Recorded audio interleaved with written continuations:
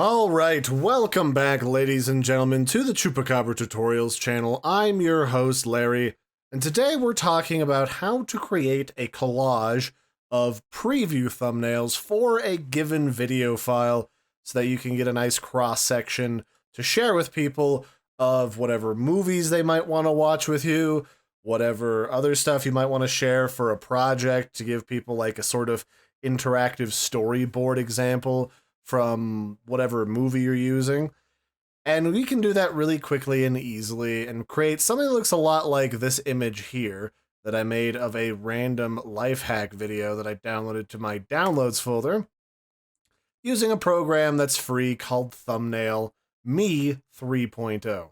And really all this is it's a program that scans through sampling a clip of your video every so many seconds in order to get the information that you want to create this preview image. So to do this, all you gotta do is download and install it, and there's a few settings that you can play around with. One of those is how many rows and columns you want of images. Let's just for kicks bump this up to like, let's say 6 rows, 4 columns. I don't really want a gap between the images because I just like it nice and clean. And then let's set the size of the overall image to a width of 1280 to keep it more manageable. And we can set this to be a BMP file, a JPEG, a PNG, or a TIFF. I'd probably only use a TIFF if I was going to pull it into Photoshop afterwards. So we'll just leave that as a JPEG. Full quality. And then additional title. Chupacabra thumbnails. We'll just have that background color be black. And then the info text that tells you about like the data from the video's read, write speed, and length. We'll just leave that as a 12-point font with Arial black. In fact, it looks like we can pick pretty much any font that is on my computer. So where is my favorite on-ramp? We could do Liberator Pro. Let's see here. Outage. That's not too bad. Where's my on-ramp? Oh, here it is. It's very small.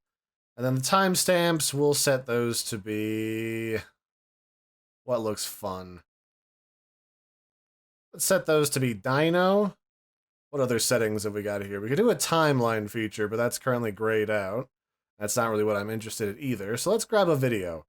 Let's go to my video output folder, and let's grab my mountain pine beetle video, and we'll go ahead and say start this, and we'll let it save this to the same output folder as the source. Otherwise, we could unclick this and send it to a specific folder that we wanted to save all of these to, but I don't really need to do that because I just like to keep everything neat in the same spot, and we'll just click start.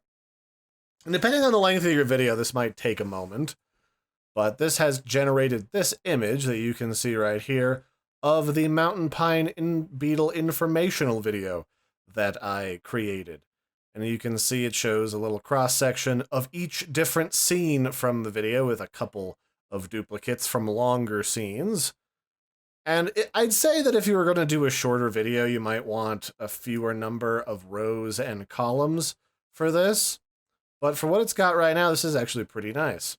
The rest of this stuff up here, this login information, it wants to be able to upload this directly to a hosting site so you can share these with people. But I don't really use whatever site that was, so I'm not even going to delve into that, but it's available if you'd like. And with this, you can basically see all the data on the pine beetle video. And this will work with pretty much any standard format video.